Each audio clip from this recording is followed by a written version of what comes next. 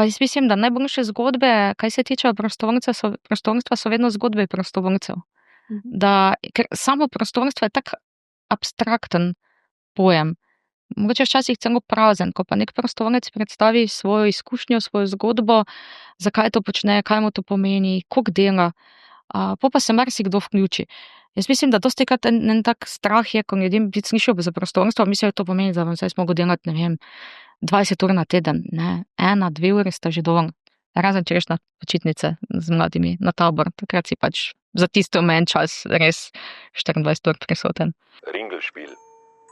Zavrtite se z Jasmino Cehnar v Večerovem podkastu. Zdravo, dobrodošli v Ringelšpilu, Večerovem podkastu, kjer gostim zanimive ljudi iz Maribora in okolice. Danes je z mano Tjaša Arko iz Slovenske filantropije, organizacije, ki se ukvarja s prostovoljstvom in prostovoljci. Tjaša Arko prostovoljstvo ne le pozna, ampak ga živi, diha in vsak dan razširja med ljudi. Z njo se bomo pogovarjali o tem, zakaj je dobro delati dobro, kaj vse se dogaja na terenu in kako lahko vsak izmed nas v decembru ali pa kadarkoli naredi majhen premik, ki komu drugemu pomeni veliko pomoč ali spremembo. Tjaša, lepo pozdravljeni. Lepo pozdravljeni. Preden pa se zavrtimo v pogovor, vas vabim, da sledite Ringelšpilu prek kanalov za podcaste in YouTubea, ga všečkate, delite, komentirate, mi pišete, predlagate goste, vesela bom odzivov. Tjaša, vstopili smo v december, pregovorno najbolj praznični čas v letu, a tudi mesec, ko se stiska pri marsikomu še poglobi.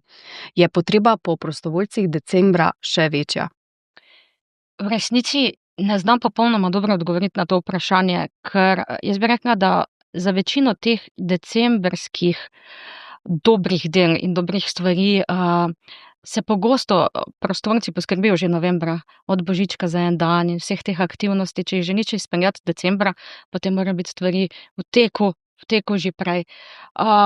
In decembra se mogoče v ljudeh zbudi bolj to, da bi več pomagali, da bi nekaj dali, ker so sami obdani, z veliko stikov, z veliko lepega, z ljudmi, ki so jim pomembni. Tudi veliko teh filmov je po televiziji, pa nas malo spominja na to. Tudi v medijih je spet to bolj prisotno. Potem pa pride januar, ki je, ko ni več lučk, ko je še bolj turoben mesec. Tako da jaz mislim, da ko govorimo o nekem prostovoljstvu, o neki podpori in pomoči ljudem, ki so v stiski, o neki solidarnosti, so pomembni prav vsi meseci v letu, ne samo december.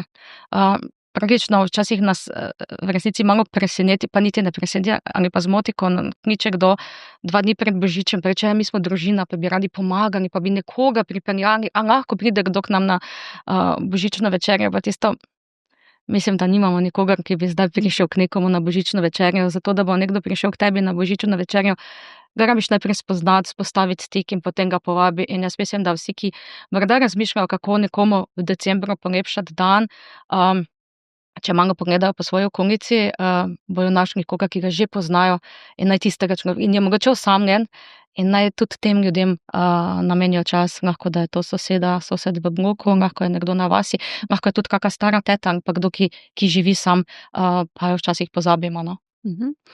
Omenili ste akcije, kot je božiček za en dan, na splošno ljudje decembra ali pa že novembra radi darujejo svoj čas in denar za otroke, za starejše. Tudi, kaj pa so mogoče tista področja, tisti ljudje, ki pa so spregledani? Pa mogoče ne samo decembra, ampak v bistvu celo leto. Težko bi povedala, kdo so zdaj res spregledane skupine ljudi. Včasih so bili spregledani starejši. Ne? Včasih je bilo ves ta fokus je bil na otrocih in so bili starejši tisti, ki so bili bolj spregledani.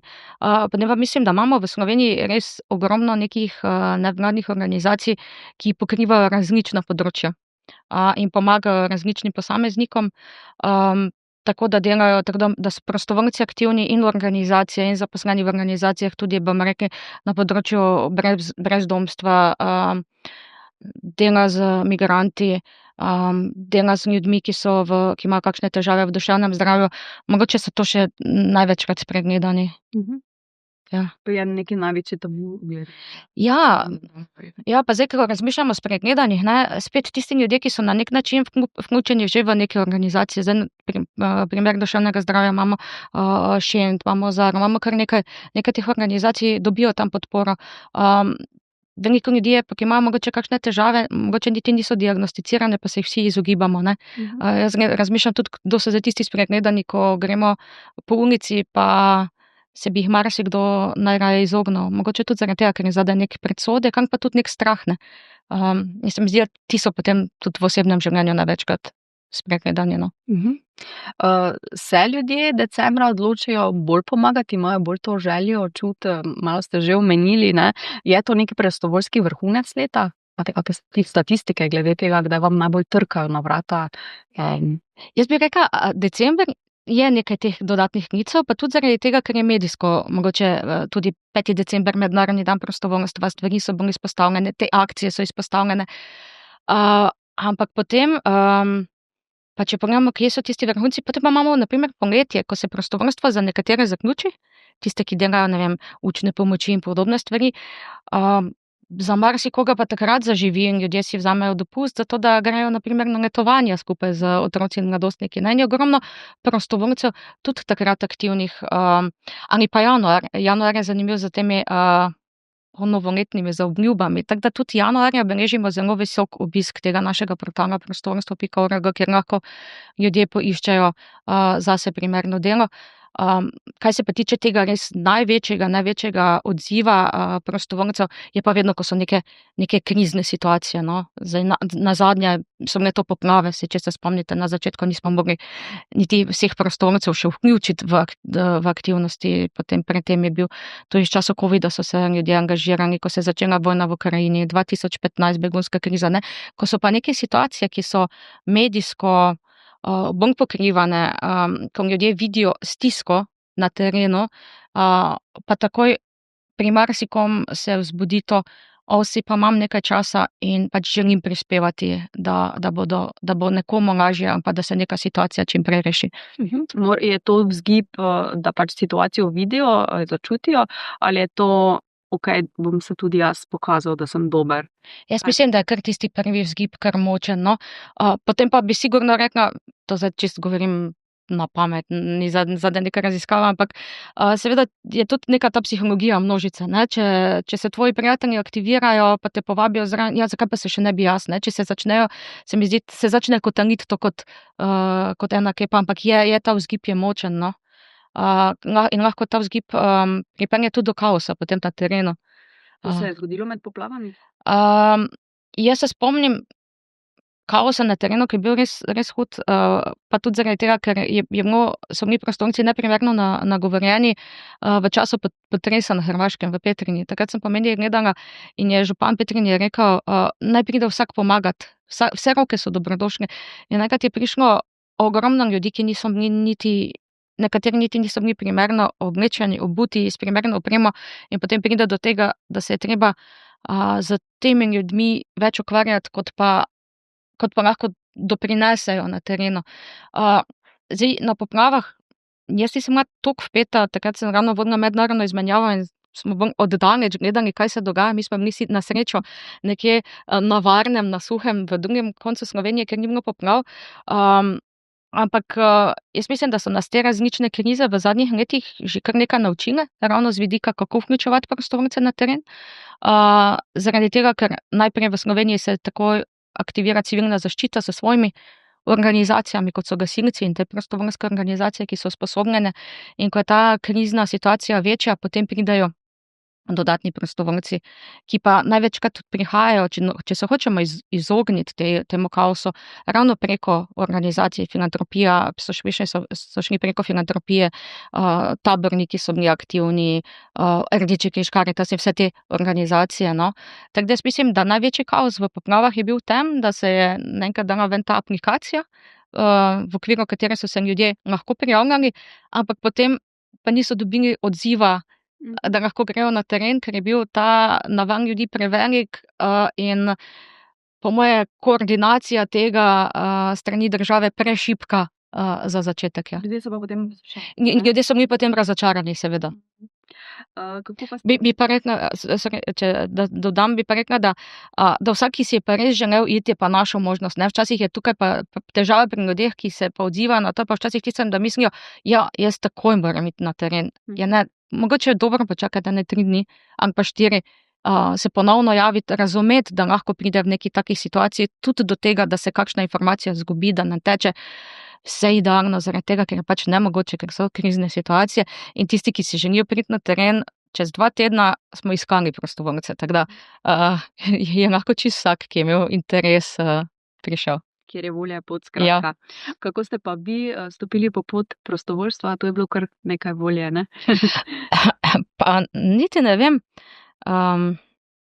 Ja, jaz sem pač odraščala tam v 80., 90. letih, ko se mi zdi res čudovit čas za mladost, in tisto so bili še tam in tu v Štajerskem na vasi, in to so bili res taki časi, ko niti nisi razmišljal, da si prostovoljec in pa delaš prostovoljno, ampak je bila to neka medsebojna pomoč, neka solidarnost, neka skupnost, neke medsosedske, pa bi rekli, pomoči, so bile nekaj čisto normalnega.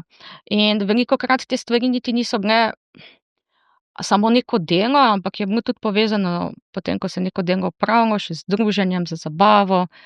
Jaz kot otrok sem mogoče kje kaj pomagala, drugače smo se pa mi otroci igrali v tistem času, pa je bilo to od, ne vem, ličkanja koruze pri sosedih, ali pa smo šli v trgatev, ali pa ko so se kakršnekoli stvari delale. Tudi to, da si nesel svojemu sošolcu nalogo, je bilo pač nekaj, kar je bilo popolnoma samoumevno, nisi bil zaradi tega, ali pa če je imel kdo težave pri učenju, pa si bil pri podaljšanem bivanju, pa si mu pomagal, si bil mogoče ponosen za to, da si lahko pomagal, nisi rabil biti prostovoljec, je bilo to nekaj čisto samoumevnega. Ja, potem pa sem začela obiskovati srednjo šolo, drugo gimnazijo v Mariboru, ki pa je imela organizirano prostovoljsko delo. In moje prijateljice, ki so hodile v paralelni razred, so bile prostovoljke, so mi razlagali, koliko je fajn, in potem sem v 2. letniku tudi se prvič preizkusila, rečemo, v tem organiziranem prostovoljstvu. In takrat sem hodila za eno šolsko leto v vzgojni zavod v Slivnico, kjer smo se pomagali učiti tistim fantom, kjer smo bili tam, pa je bilo nekaj učenja, pa veliko tudi pogovarjanja in druženja. V bistvu, to je morala biti v bistvu kar močna izkušnja, da vas je posrkala potem, da ste ostali tu celo življenje. Jaz se mislim, to je bila pač res tisto ena izmed izkušenj, ne, jaz nisem nikoli, mogoče se zdaj to ne sliši čisto prav, no, ampak jaz nisem nikoli na prostovoljstvo gledala, jaz se grem zdaj nekaj razdajati, jaz sem pač čisto, meni je bilo pač to zanimivo, meni je bilo fajn. Izkušnja je bila pa močna, ja, zaradi tega, ker ko si se spoznal z njimi, ko si se malo navezal te stike, je kar hitro prišlo do tega, da sem jaz osebno v resnici spoznala, da nimajo vsi toliko lepega življenja kot jaz. Tam so bili fantje, ki so zaradi sodišča pristali tam, in v resnici bi rekla, sem spoznala to, da bi lahko tudi marsikdo od ljudi, ki jih sem jaz spoznala v svojem življenju, pristal v takšni situaciji, pa ni zaradi tega, ker je imel doma podporo.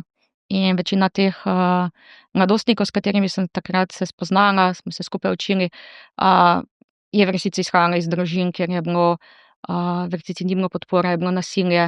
Ne bom pozabila enega fanta, ki je praznoval 18. rojstni dan, in v tem zavodu si lahko bil, si po 18. letu lahko pač šel tudi ven, in se je rekel, zdaj boš pa lahko šel domov, in je rekel, ne, jaz bom ostal tukaj, če grem domov, ne bom šole naredil, želim narediti šolo, želim to dokončati. Ja, v resnici seznanjanje z eno drugo realnostjo, ki je na srečo jaz nisem poznala predtem. Kje ste še delali kot prostovoljka, bi ste tudi na centru za pomoč mladim, ne? Ja. Pa pri letovanjih, pa veliko je teh področij, ne? Ja, Veliko stvari vas je zanimalo, ne? Ste radovedni verjetno. Ja, mislim, da ena ta radovednost, pa vedno tisto, kaj mene so v prostovoljstvo vedno tudi povabili, mogoče to neki ljudje, ki sem jih poznala z nekih drugih izkušenj. V srednji šoli sem se potem udeleževala sama kot udeleženka tabora mladinskih delavnic, in potem, ko sem začela študirati, me je ena izmed mentoric, ki je bila nekoč na teh delavnicah, povabila na še en drug tabor in v okviru tega tabora, ona takrat je postala mentorica prostovoljcev na UNICEF-u in ko sem jo poznala, povabila, sem takrat začela delati na Slovenskem društvu za UNICEF delavnice. Ja, in potem kasneje tudi preko tega, ko je ena druga prijateljica delala na Centru za pomoč mladim, me povabila tja in ta je bila pa organizacija, ki mi je bila bližje v Mariboru, ker sem v Mariboru študirala in tukaj smo delali veliko čudovitih stvari. Je od tu kakšna zgodba, ki vam je posebej pri srcu? Tukaj je ogromno zgodb, no. Res kaj sem delala, niso delavnice na srednjih šolah, treningi socialnih veščin, tabori, mednarodne mladinske izmenjave. Bi rekla, mednarodne mladinske izmenjave sem začela delati takrat kot prostovoljka in zdaj imam, rečem, ta privilegij, da če je možno, tudi poleti kot zaposlena speljem kakšno izmenjavo in to so res zgodb je bilo ogromno, mogoče največ, kar pa mi je res ostalo, je pa to ljudje, ki sem jih spoznala, od nekaterih, ki so bili takrat mladostniki v okviru teh, dobro, tudi sama nisem kaj dosti starejša od njih, ampak še srednješolci, od teh ljudi, s katerimi smo sovodili, marsikdo je ostal v mojem življenju kot izjemno pomembna oseba, kot moj prijatelj. Tako da se mi zdi, da to tisto ogromno, kar sem doživela, kar sem spoznala. Pa prostovoljstvo, mogoče to je ena zgodba, mi je dalo tudi ogromno nekega dodatnega poguma, no. Jaz včasih se nisem videla, da bi nastopala pred ljudmi, govorila, sem imela malo več treme za te zadeve. In potem so res neke situacije, ko se počutiš varno v neki organizaciji, v nekem okolju, ko te spodbudijo in potem začneš delati stvari, v katerih se imaš fajn, spet uživaš, se učiš nove stvari in potem delaš tudi dobro. Na tak način sem imela tudi možnost preko Centra za pomoč mladim potovati in najbolj mi je ostalo v spominu, na primer, ko smo bili, mislim, leta 2005 v Libanonu, kjer smo delali skupaj s palestinsko in libanonsko organizacijo z otroci. Tema je bila Igrajmo se za mir, spoznali, kako tam živijo, delali s temi palestinskimi organizacijami, ki so v begunskih centrih in mogoče tudi ta ena izkušnja, ko po tistem teh situacij več ne gledaš na isti način, ko enkrat spoznaš ljudi, ko spoznaš otroke, ko si v enem delu sveta, ti to tudi ostane in odneseš nekaj od tega s sabo v svoje življenje. Verjetno današnjo situacijo gledate z grozo in Ja, po moje, če si bil enkrat nekje tam, spoznam ljudi, je še težje. Ja. Zdaj je bila v vseh teh letih kakšna oseba ali dogodek, ki vam je res ostala pri srcu, tako da, ne vem, vas je na nek način tudi zaznamovala? Ja, vsekakor takih oseb je bilo veliko. Bi rekla, že od teh ljudi, ki so bili mentorji v nekih teh prostovoljskih zadevah, da so videli nek potencial v meni, ki ga še sama nisem. Vsekakor pa sta dve osebi, ki jih izjemno spoštujem in sta se mi po dolgih letih, sem se v letošnjem letu spet še dodatno nazaj povezala, ko sem začela delati na Centru za pomoč mladim. Omenila sem to izkušnjo v Libanonu. V te zadeve sem šla ravno preko ene nemške organizacije European Play Work Association, ki jo vodita Toni in Krista Berta. Sta že starejši gospod in gospa, polna modrosti. In zdaj po veliko letih sem bila ponovno v letošnjem letu 3-krat z njimi, tudi peljala vodila mladinsko izmenjavo z njimi. Ja, pa prav težko. Toliko si poln, toliko je tega. Ena misel, na primer, ki jo je nekoč povedala ta Krista Berta in sem si jo zelo zapomnila, je misel, največ ljubezni potrebuje tisti otrok, ki se je ne zasluži. In zdaj na prvi pogled razmišljaš najprej, kaj to pomeni, saj si vsak otrok zasluži ljubezen, kdo si je ne bi, ne. In potem misliš, tisti, ko so malo bolj barabinski, rabijo več te ljubezni in se popolnoma strinjala sem se s to trditvijo. Potem se pa spomnim ene mladinske izmenjave v bližini Hamburga iz Nemčije in se vračam domov s skupino mladostnikov in se dogovorimo, da se na centralni železniški postaji dobimo ob določeni uri. Večina jih je bila že par minut prej, ena deklica je zamudila 5 minut. Jaz sem bila tako jezna v tistem trenutku na njo, ker sem bila prestrašena, nisem vedela, kaj se bi lahko zgodilo. Ampak potem, ko sem se usedla na vlak in začela razmišljati, kam odhajam jaz domov, kam odhajajo ostali in kam odhaja ona, sem se v resnici zavedala v tistem trenutku ravno teže tega, ja, da kolikokrat pozabimo okoliščine, s katerih mogoče prihajajo določeni ljudje in koliko več ljubezni nekdo potrebuje, čeprav mogoče s svojimi dejanji želi tudi tiste, ki jim pridejo blizu na prvi pogled, odriniti stran, ampak v resnici je to samo mogoče preizkušanje tega, ali so iskreni ali pa ne. Ali moraš imeti kakšne osebnostne lastnosti, kakšno posebno izkušnjo, da si prostovoljec za življenje? Kaj bi rekli, da je profil človeka, ki vstopi v svet prostovoljstva in tam tudi ostane? Jaz mislim, da ena stvar, ki se mi zdi, da je nujna, da imaš v sebi vsaj en delček tega, da želiš prispevati k kakovosti življenja drugim ali pa skupnosti. Ne? In potem je prostovoljstvo res tako zelo raznoliko, da so prostovoljci lahko ljudje z najrazličnejšimi profili. Če pogledamo, eni so gasilci, kjer je veliko akcije, kjer moraš imeti pogum, kjer se pač vstaneš v tistem, ko ti zazvoni, tudi če spiš, ko ti zazvoni, da te rabijo na terenu.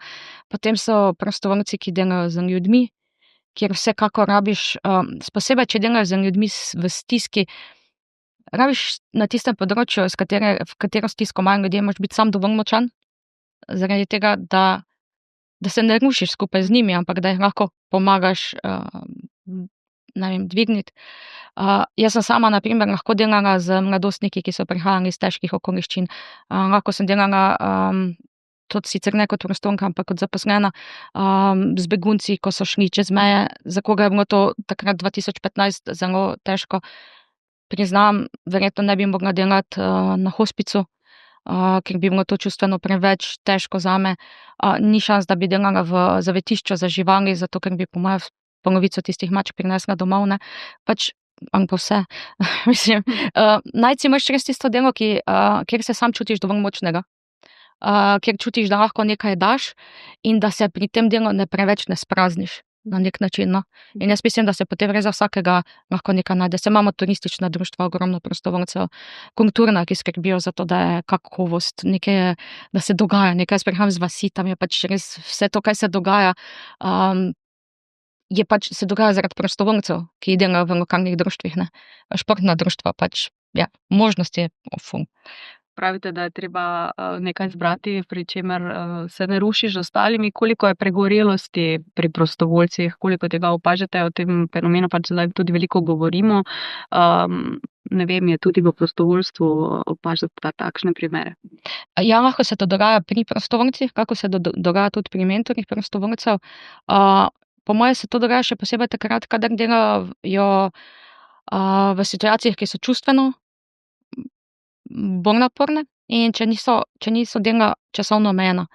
Na primer, na Slovenski filantropiji imamo preko tudi prostovoljce, ki delajo na Onkološkem inštitutu v Ljubljani, in po enih študijskih obiskih, ko smo bili na Irskem, smo uvedli to tudi v Sloveniji, da je lahko tudi, ne, včasih rečemo, prostovoljec lahko dela minimalno, pač zaželeno, da dela minimalno enkrat tedensko, tam po 4 ure skupaj.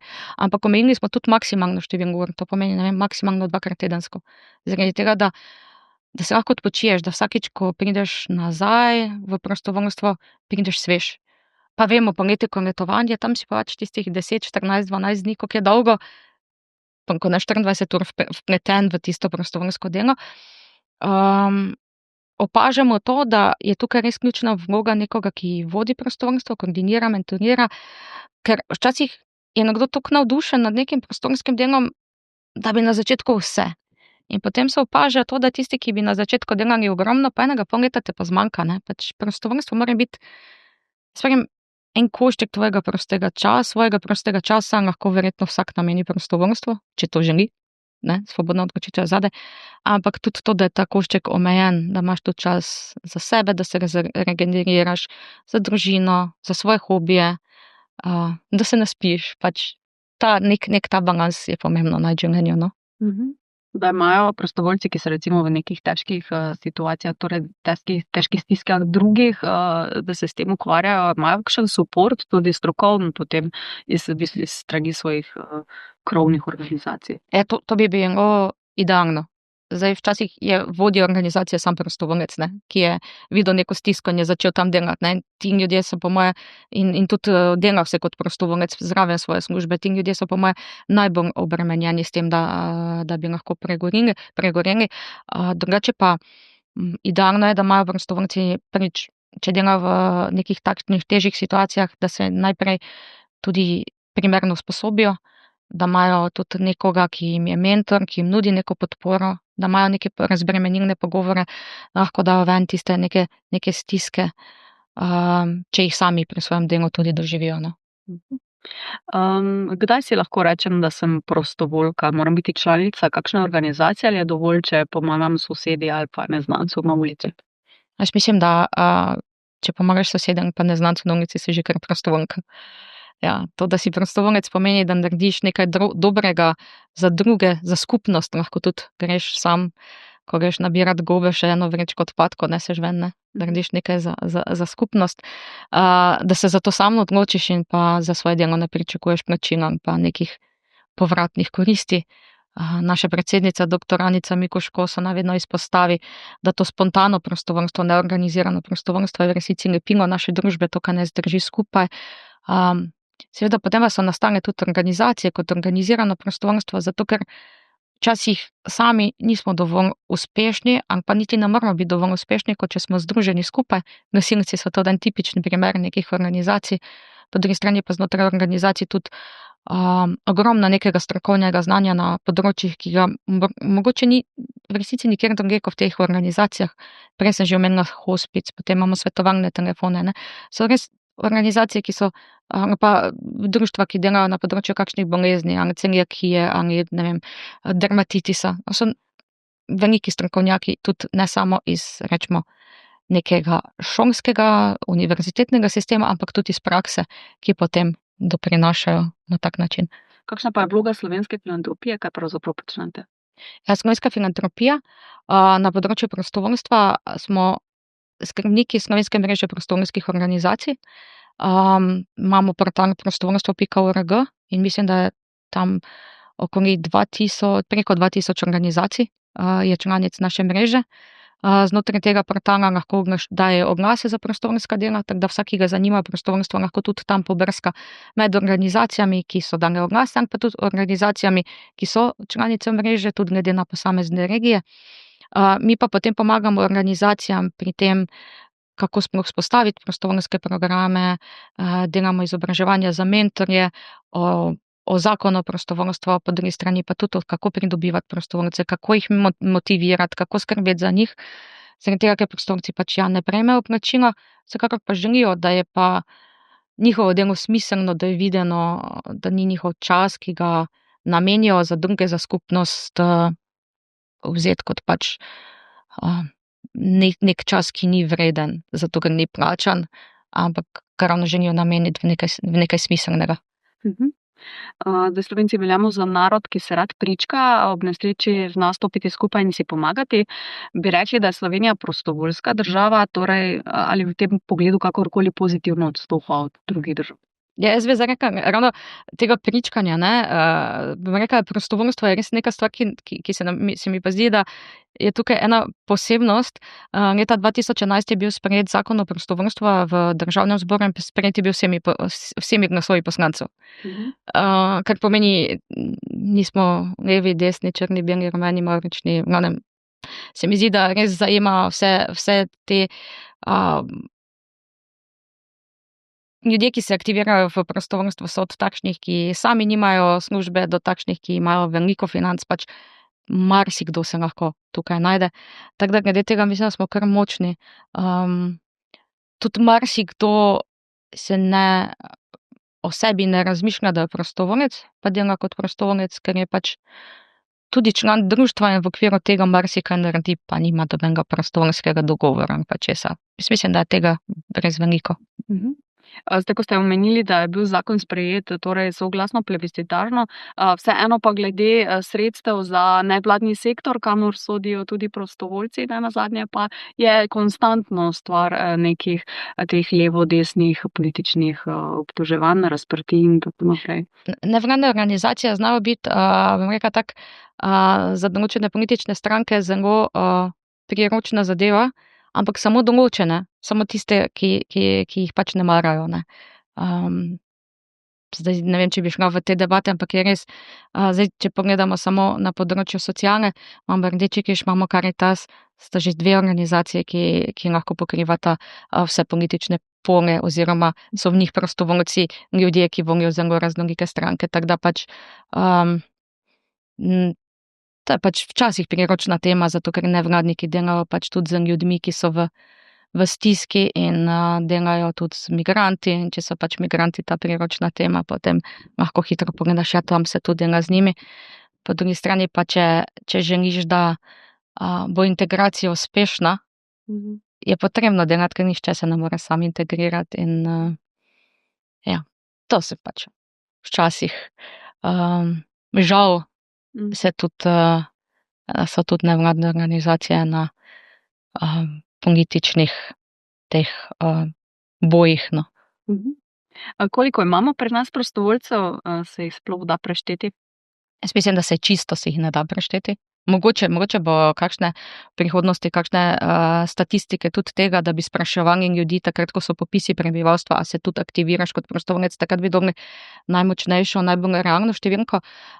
Drugače pa že kar nekaj let se zbira število prostovoljcev, ki jih poročajo organizacije.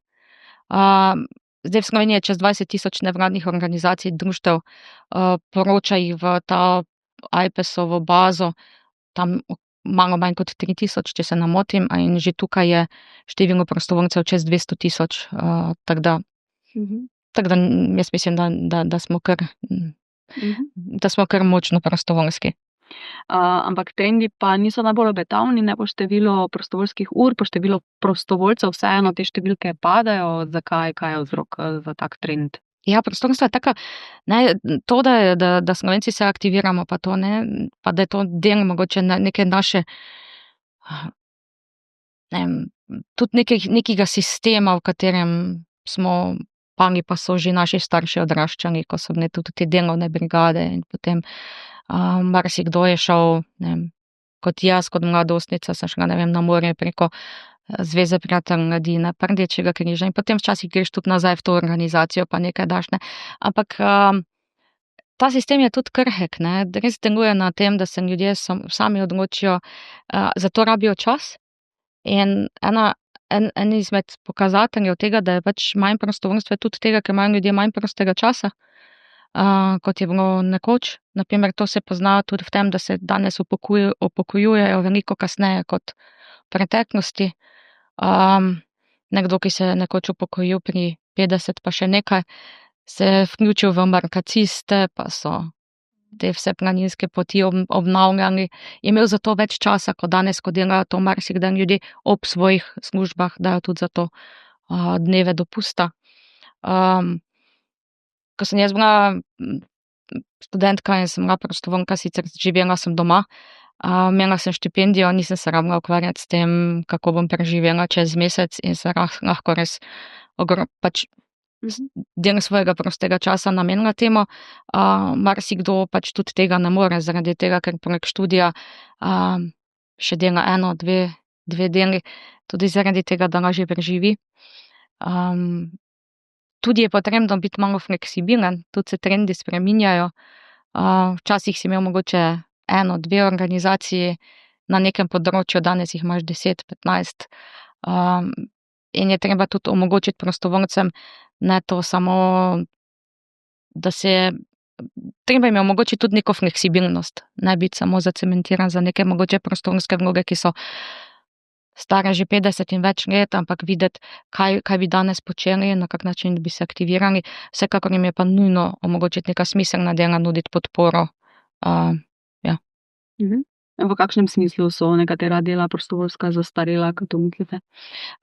Brala sem eno raziskavo, oziroma eno knjigo, ki je bila o tem, bom dala zdaj pač primer iz tujine, recimo društva in da se neko delo izpelje, so prostovoljci del še nekih skupin in se morajo še srečevati, in vse ostalo. Ne vem, nekdo je pa prišel kot prostovoljec, pa jaz bi vam samo spletno stran pomagal. Jaz ne bi bil še v tem in v tem in v tem odboru. Na primer, jaz bi lahko z veseljem bila mogoče še prostovoljka pri kakem lokalnem društvu, ampak pač glede na to, da sem malo bolj introvertiran človek, se pa ne vidim, da bi hodila za novo leto ali pa malo pred tem trkati po vratih, deliti koledarje, pobirati članarine, ne, in če je to neka naloga, ki jo pač delajo zdaj vsi prostovoljci v društvu, ne, bom to, ljudje danes. Individualni pristop v bistvu. Da, ja, bolj individualno, ja. Prispevaš, v bistvu to bomo Točno to, vzeli, ne? točno to.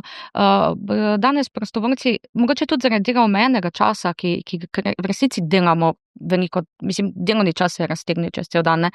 In tudi zaradi tega omejenega časa želijo pač dati neko znanje ali pa neke stvari, v katerih so dobri, in pač, da je tudi njihov čas najbolj smiselno porabljen. Ne delajo danes prostovoljci tako, so prej mogoče znotraj ene organizacije vse, kaj je bilo treba narediti. Bolj se fokusirajo na to, kje sem jaz dober, kaj jaz lahko dodam. Zdaj s prostovoljstvom ste vi povezani že zelo dolgo, ste tudi dolgoletna mentorica. Kaj se je v teh skoraj 20 letih, recimo, ne, najbolj spremenilo po prostovoljstvu v Sloveniji? To pa je kar zahtevno vprašanje. Razen tega, da so se torej nekak pristop do prostovoljcev, da bi moral biti mogoče drugačni, ker imamo manj časa, se bolj individualiziramo. Ja, Kaj mogoče? meni je, na to mi je v resnici težko odgovoriti zaradi tega, ker jaz sem imela kot prostovoljka, ko sem bila prostovoljka kot študentka, mogoče celo boljše pogoje, kot jih imajo danes kakšni mladi prostovoljci.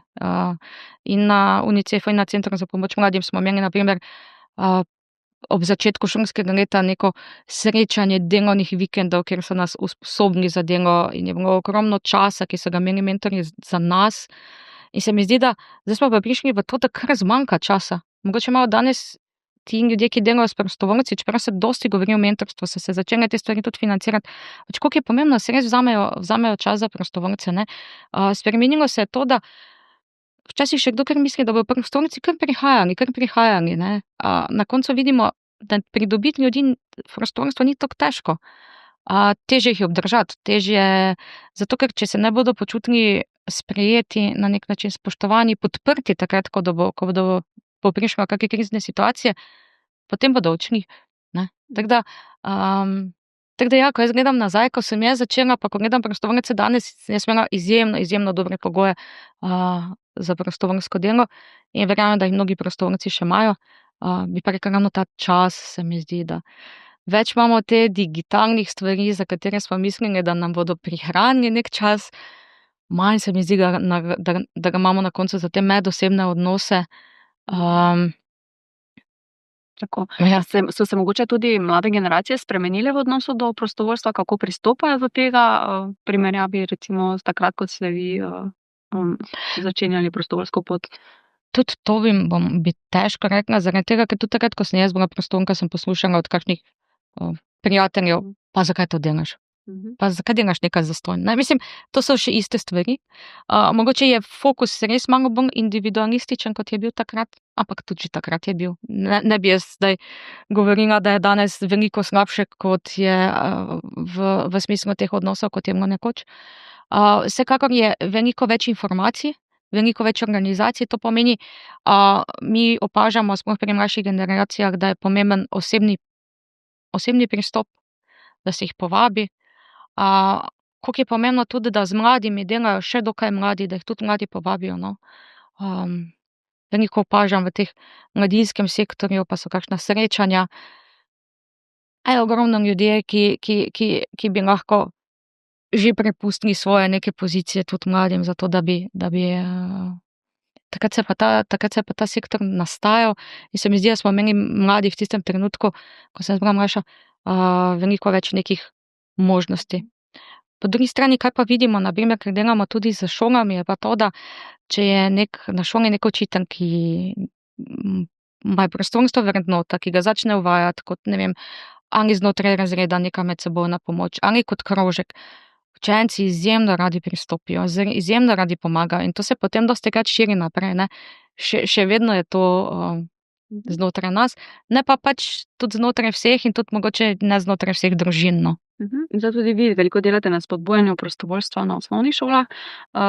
Zakaj po vašem mnenju ključnega pomena, ne, da otroci začnejo s prostovoljstvom čim prej? Ja, mislim, da je pomembno iz večjih razlogov. Ne bom pozabila enkrat predavanja, ki ga je imel doktor Musek, ravno na temo teh tudi, kako se razvijajo tudi možgani, kako je pomembno razvijanje empatije že pri otrocih, pri mladostnikih in določeni prihajajo iz družin, kjer je tega veliko. Že to, da imajo bratje, sestre, že domače živali, že to, da se sosedom kaj pomaga, pa da se skrbi za babico in podobne stvari, no, se takrat to spodbuja. Določeni otroci pa prihajajo iz družin, kjer so oni tudi center vesolja, ali pa pač te vsebine niso pomembne. In če mi začnemo znotraj šol to uvajati, naenkrat spodbujati te stvari, se bo tudi pri marsikom mogoče to bolj razvilo, kot pa bi se drugače, če ne bi imeli nekih teh izkušenj. Se pravi, nekateri jih imajo od doma, nekateri pa jih potem lahko dobijo v šoli. In meni se zdi, da je res pomembno, ker saj, ko je bil covid, smo videli, ne, nihče od nas ni osamljen otok, pač živimo v skupnosti.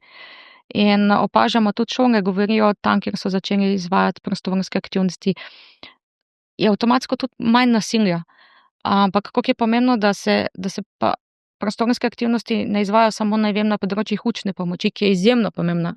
Ampak tudi, da se pogleda, kje je pa nekdo dober. Mogoče imaš nekega učenca, ki ni najbolj uspešen pri učni snovi, ima pa neke druge kvalitete, je pa zgovoren, mogoče igra kak inštrument in bodo šli v dom upokojencev in bo on tisti, ki jih bo znal najboljše razveseliti, ne. In tu so tudi te možnosti, ki jih imajo potem učitelji, da iščejo te močne, po eni strani te močne točke otrok in jim pokažejo, da so vredni.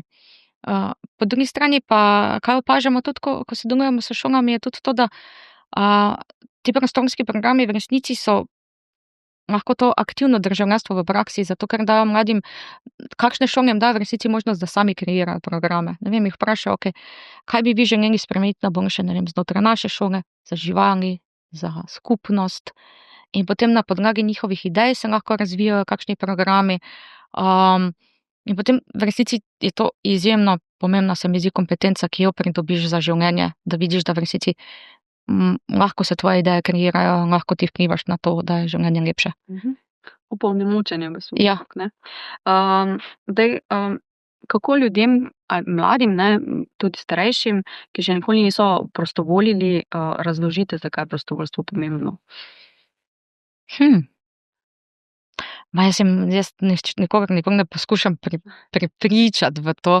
Jaz vedno vprašam, stvar je v tem, da tisti, ki so že prostovoljci, tistim ni treba razlagati. Tistim, ki niso, jaz včasih sem pač povedala svoje razloge, zakaj pa ti to počneš, pač zato, ker ne vem, vidim v tem smisel, ker mi je fajn, ker lahko se naučim nekaj novega, ker prispevam. Jaz mislim, da najbolj iz teh osebnih izkušenj, da poveš, zakaj v nekem trenutku nekaj počneš. So raziskave, ki kažejo, da, ne vem, prostovoljstvo na koncu več doprinaša celo prostovoljcem, kot tistim, ki so prejemniki pomoči, ker res osmišljajo življenje.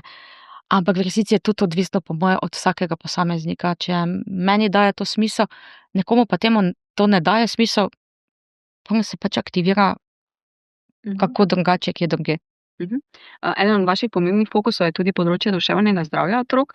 Kako lahko prostovoljci prispevajo k izboljšanju, boljšemu počutju mladih in kakšen je vpliv teh aktivnosti v praksi?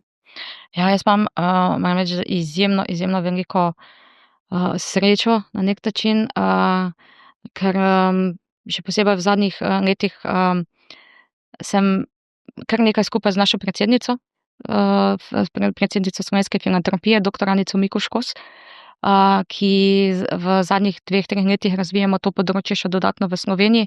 V preteklosti je pa ona veliko delala ravno na področju duševnega zdravja otrok in mladih na vojnih žariščih ali pa povojnih, on na Kosovo. Trenutno vodi že par let projekt v Ukrajini in prenaša svoje znanje. Zdaj v Sloveniji pa 2 leti delamo na projektu od Anglije do Žana, kjer pač smo vključili 10 šol, ki so že na nek način naklonjene prostovoljstvu, ampak ne gre se samo za spodbujanje prostovoljstva, ampak v resnici ustvarjanje neke klime znotraj šole, ki bo prijazna. Stvari, ki jih Anica razlaga, ki je doktorica, ki ima ogromno znanja, so na nek način tako enostavne, da se mi zdi, da jih marsikdo niti ne želi razumeti, pa ne te šole, ki sodelujejo, ampak jaz mislim, ta projekt bi moral biti razširjen že povsod. V resnici gre samo za to, kako spodbujati neke varovalne dejavnike in varovalni dejavniki so lahko tudi znotraj šole. To so pač neke pozitivne spodbude, ki jih rabimo, da ne pride do težav v duševnem zdravju. Kako videti, da nek otrok rabi, ne vem, ali dodatno učno pomoč in se mu takrat lahko poskrbi prostovoljec, ali se doma dogaja nekaj neokej, na kak način učitelj samo, ona spominja učitelja na teh naših izobraževanjih samo temu, kako biti spet človeški, zakaj je človeškost pomembna, zakaj je pomembno biti dober, zakaj je pomembno biti prijazen. In zakaj je pomembno biti prijazen, dober, človeški? Kaj mislite? Kaj bi rekli? Zato, da se nenazadnje, da smo tudi sami mirni, ne? Ja, ko smo začeli delati s šolami lansko leto, najprej smo videli, da v resnici je treba iti v kolektive. Zato, ker če so učitelji do drugega prijazni in spoštljivi, povsem se bo to razširilo, ne. In konec koncev, ja, ne moreš biti dober in prijazen do drugih, če nisi do sebe, ne. Saj jaz mislim, da je to mogoče težko povedati, mislim pa, da se začutijo te stvari, no. Ne vem, vrača nam neko upanje, mislim, da nam to vrača nek smisel, zakaj se splača živeti v tej skupnosti. Bom rekla tudi zdaj, ko sem omenila šole, ker če gledaš medije, če spremljaš stvari, ampak včeraj sem bila v domu upokojencev tu v Danici Vogrinec v Mariboru skupaj s prostovoljci. Ampak če gledaš medije, misliš, da je vse narobe. Misliš, da je v šolah samo nasilje, misliš, da so v domovih, ne vem, nobena negovalka več ne zna delati, kak je delala, da več nobenega odnosa ni nikjer. Ampak na koncu jaz mislim, da bi na eno slabo zgodbo, ki je pomembno, da se izpostavi, ki je pomembno, da se rešujejo, da se stvari pokažejo, moramo biti še vsaj tistih 50 dobrih, ki se v istem dnevu zgodijo. Saj običajno so, ampak jih ljudje nekako spregledajo, ne opazijo, ne polagajo niti pozornosti, ne. Mislim, mimo dostikrat. Mi, ko nagrajujemo šole, ki delajo kjer imajo prostovoljstvo in jih imamo ta naziv enaki našega časa. To so izjemne zgodbe, ki nastajajo v šolah, ne. Vemo, mediji pač imajo radi zgodbe. Pač pošljemo zgodbe, pošljemo medijo. Ne grejo narediti intervjujev. Pa je na primer zdaj pred časom smo govorili o težavah, je bilo veliko v medijih o težavah z Romi na Dolenjskem. Pa je ena izmed šol, ker je pač ena izmed učenk rekla, meni se ne zdi okej, da ni nekih dodatnih aktivnosti. In je učenka začela organizirati igre in učno pomoč za skupino romskih otrok, ko so čakali na prevoz. Ne, mislim, tudi take zgodbe bi morali priti v medije. Pridejo zdaj ob nekih kriznih situacijah, ampak saj vemo, kaj se bere, kakšni naslovi morajo biti. No, in se mi zdi, da biti v prostovoljstvu, tu pa na lastni koži občutiš tudi tisto dobro in ti daje nazaj to upanje, no. Zdaj, kot članica Sveta vlade za razvoj prostovoljstva, dobro poznate sistem od znotraj. Kaj so trenutno največji izzivi nevladnega sektorja na področju prostovoljstva? Zdaj v tem trenutku čakamo na sprejem strategije, ki je že bila napisana, mi je še na vladi in zdaj čakamo, da končno dobimo neke usmeritve, kam s prostovoljstvom. Eden izmed močnih izzivov, ki jih jaz vidim, je v tem, da nimamo v Sloveniji sploh nimamo nekih raziskav, ki bi pokazale, kaj prostovoljstvo doprinese družbi. Poberemo samo število prostovoljcev, poberemo pač število opravljenih prostovoljskih ur, to malo prevedemo, nimamo pa raziskav učinkov. Kaj to pomeni? Na primer, pri nas v Mariboru na Slovenski filantropiji je kar nekaj mladih prostovoljcev, tudi starejših, no, ampak nudijo na primer med drugim tudi učne pomoči mladim migrantom, ki so prišli v Slovenijo iz 2015, 2016 in še kasneje, zdaj iz Ukrajine, Sirije, Afganistana. Ko so prišli sem kot otroci, pač njihova družina ni mogla pomagati pri učenju jezika in pri ostalih stvarih, zato ker so v resnici otroci prvi, ki so se zaradi vključenosti v šoli naučili jezik. Ampak marsikateri od teh otrok, ki so prišli rečemo 2016 v tistem času, so zdaj dokončali srednjo šolo, imajo poklic ali pa ga pridobivajo. Ne hodijo več samo v tiste najbolj enostavne srednje šole, ampak iščejo nek poklic. Ne? In v resnici še vedno gledamo samo število opravljenih prostovoljskih ur, kaj pa učinek, da si nekdo zaradi pomoči prostovoljca, pa ne samo otroci migranti, tudi po vsej Sloveniji, tudi otroci, ki prihajajo mogoče iz družin ali pa okolij, ker pač ni dovolj denarja in pa ni dovolj podpore in avtomatsko bom podvrženi neki dolgotrajni revščini, da si na tak način pridobijo višjo izobrazbo, imajo kasneje tudi višje plače, plačujejo na koncu višje davke. Pa je to samo en košček, ne? Pa imamo področje duševnega zdravja, odvisnosti, kar pomeni, da se en odvisnik ne vrne v droge. Ne? In tega nikoli nimamo. In potem, ko rečemo, pomembno je, da se financira mentorstvo, pomembno je, da se financira mentorstvo prostovoljca tam, kjer delajo prostovoljci res zahtevnimi na zahtevnih področjih, mogoče tudi dolgoročno. Dostikrat pač, pa zakaj se prostovoljci delajo zastonj? Ampak vseeno ni to zastonj, ne? To je še vedno tak mit o prostovoljstvu, ne? Da je vse pač čisto zastonj. Ja, ker rabiš reč prostor, ki mu se nudi učna pomoč, potem rabiš nekoga, ki je mentor, ki koordinira, ki povezuje, ki na nek način vidi, ali je prostovoljec primeren, ne? Za tisto delo, ki poveže potem prave ljudi med sabo. Kaj bi se zgodilo, če bi v Sloveniji za en mesec vsi prostovoljci rekli, ne bomo delali? Nočemo tega. Jaz mislim, da res nočemo tega, ker mislim, da bi bilo zelo težko, če pomislimo samo v osnovi na gasilce, ki so pač tako vtkani v našo družbo in našo življenje, da ampak gorska reševalna služba, ne, se to ne zgodi, ne poleti, po zimi, se so skozi na terenu, ne.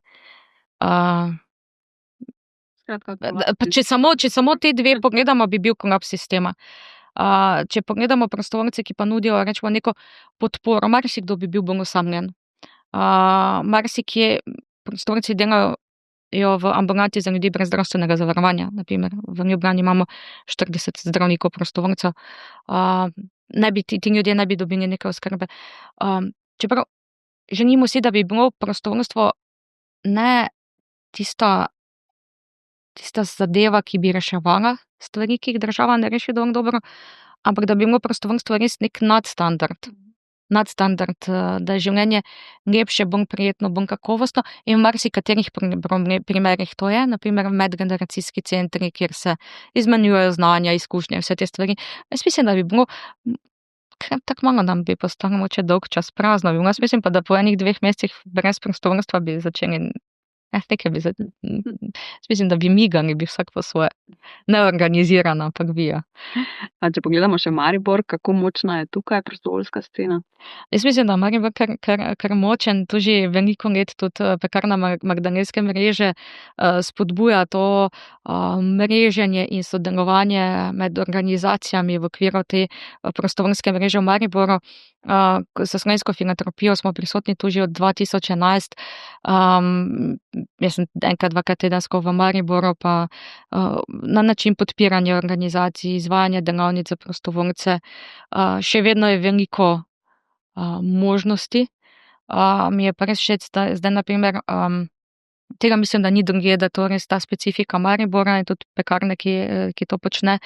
Zdaj v septembru, oktobru, novembru so organizacije, ki so članice mreže, ki so to želele, imele možnost predstavljati svoje dela po najrazličnejših srednjih šolah, po fakultetah, tako da so in dijaki in študenti videli, kaj se da delati in da so dobili ta nek prvi stik, da se lahko vključijo. Ja, ampak če pa realno pogledamo, na primer, marsikaterega dogodka marsikateri dogodek v Mariboru ne bi bil tako kakovosten, kot je, če bi bil brez prostovoljcev. Zdaj v Mednarodnem dnevu prostovoljstva, ki je 5. decembra, torej te dni, pri Večeru začnemo objavljati prispevke Slovenske filantropije. Kaj boste pisali v njih, kakšne projekte boste predstavljali? To pa dela moj sodelavec Jaša, tako da ne vem točno, kaj bo pisal. Vem pa, da se bo sigurno bolj spodbujalo tudi to, da bodo ljudje bolj seznanjeni, kje se lahko vključijo v prostovoljstvo, ker mislim, da marsikatera mariborska organizacija bi bila vesela. Še kakšnega dodatnega prostovoljca potrebe so. Pa jaz mislim, da najboljše zgodbe, kaj se tiče prostovoljstva, so vedno zgodbe prostovoljcev. Ker samo prostovoljstvo je tak abstrakten pojem. Mogoče včasih celo prazen, ko pa nek prostovoljec predstavi svojo izkušnjo, svojo zgodbo, zakaj to počne, kaj mu to pomeni, koliko dela, pol pa se marsikdo vključi. Jaz mislim, da dostikrat en tak strah je, ko ljudje slišijo za prostovoljstvo, mislijo, da to pomeni, da zdaj smo mogli delati, 20 ur na teden, ne, 1-2 ure sta že dovolj. Razen če greš na počitnice z mladimi, na tabor, takrat si pač za tisto omejen čas res 24 ur prisoten. Kako pomembno je za slovensko filantropijo partnerstvo z medijsko hišo, kot je Večer, torej v tem smislu osveščanja na tak način, kot boste zdaj to počeli? Izjemno pomembno, ravno izjemno pomembno, ravno z tega vidika, kot se reka, da niso te zgodbe in pomen prostovoljstva v medijih samo takrat, ko so neke krizne situacije, pa so takrat tudi pomembne.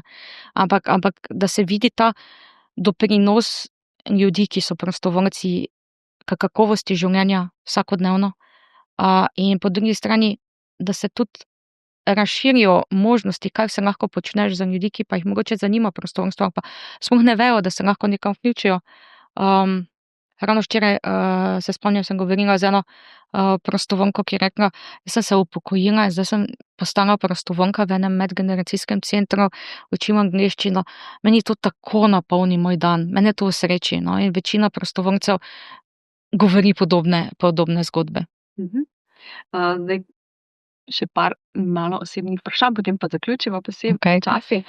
Kaj osebno vas še vedno žene v prostovoljstvo po vseh teh letih, zdaj sicer bolj profesionalno to delate, pa vseeno je prostovoljstvo tista osrednja točka vašega življenja, ne? Jaz mislim, da ljudje in ves ta smisel. Jaz sem se v času, ko je bila gospodarska kriza, takrat sem že delala na filantropiji, zavedala privilegija, ki ga imam, ko delam usposabljanje in delavnice za prostovoljce, ker medtem ko se povsod samo jamralo, sem jaz hodila od skupine do skupine ljudi, ki so imeli motivacijo, vidni korak in želeli nekaj spremeniti na bolje. Katero prostovoljsko izkušnjo bi moral vsak človek doživeti vsaj enkrat v življenju? Mogoče je to grdo, ampak mogoče bi moral biti vsak vsaj enkrat v življenju deležen pomoči nekoga drugega, da bi lahko razumel, zakaj je fajn, da tudi pomagaš drugemu. Kaj pa bi posvetovali poslušalcem Ringelspiela, ki razmišljajo o prostovoljstvu, a še vedno čakajo na pravi trenutek? Ja, to zanima ideja, to sem nekje slišala, ampak se mi je zdelo tako smiselno, da smo v tem času, da v tem času ne smemo predolgo razmišljati o tem, kje smo najboljši, pa kaj bi lahko dali, pa a bomo v tem res dobri, ampak da včasih se pač moraš samo sprobati, zaradi tega, ker so res časi taki, da potrebujemo vsakega, ki je pripravljen nekaj dodati, sodelovati in prispevati k temu, da je vsem so v skupnosti boljše. S tem zaključujemo današnji Ringelspiel. Tjaša Arko, iskrena hvala za vse uvide, zgodbe in opomnike, da prostovoljstvo ni le dejanje, ampak odnos do ljudi in sveta, v katerem živimo. Najlepša hvala za pogovor. Vas poslušalke in poslušalci, gledalke in gledalci, pa znova vabim, da sledite Ringelspielu na kanalih za podcaste in YouTubu, ko všečkate, delite, komentirate, mi pišete, sicer pa se vidimo, slišimo in beremo na www.večer.com.